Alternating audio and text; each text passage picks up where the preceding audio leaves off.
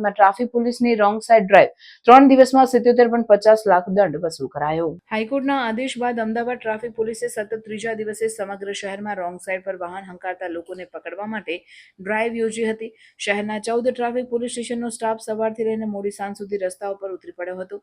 નિયમનો ભંગ કરી રોંગ સાઇડમાં વાહન હંકારતા 4697 લોકો સામે કેસ કરીને તેમની પાસેથી દંડ પેટે 77.50 લાખ લેવાયા હતા. શહેર ટ્રાફિક પોલીસના સંયુક્ત પોલીસ કમિશનર એન ચૌધરીએ જણાવ્યું કે શહેરમાં માર્ગ અકસ્માત રોકવા અને ટ્રાફિકના નિયમોની અમલવારી કરાવવા માટે છેલ્લા 3 દિવસથી ડ્રાઈવ ચાલી રહી છે. રોંગ સાઇડમાં વાહન હંકારતા 4697 લોકોની સામે કાર્યવાહી હાથ ધરાઈ હતી અને તેમને ટ્રાફિકના નિયમોનું પાલન કરવા સમજ આપીને તેઓને સ્થળ પર જ મેમો આપીને 77.50 લાખ દંડ પેટી લેવાયા હતા. ટ્રાફિક પોલીસે કરેલી ડ્રાઈવમાં 38 વાહનો ડિટેઇન કરાયા હતા અને 60 લોકો સામે ગુના દાખલ કરવામાં આવ્યા છે.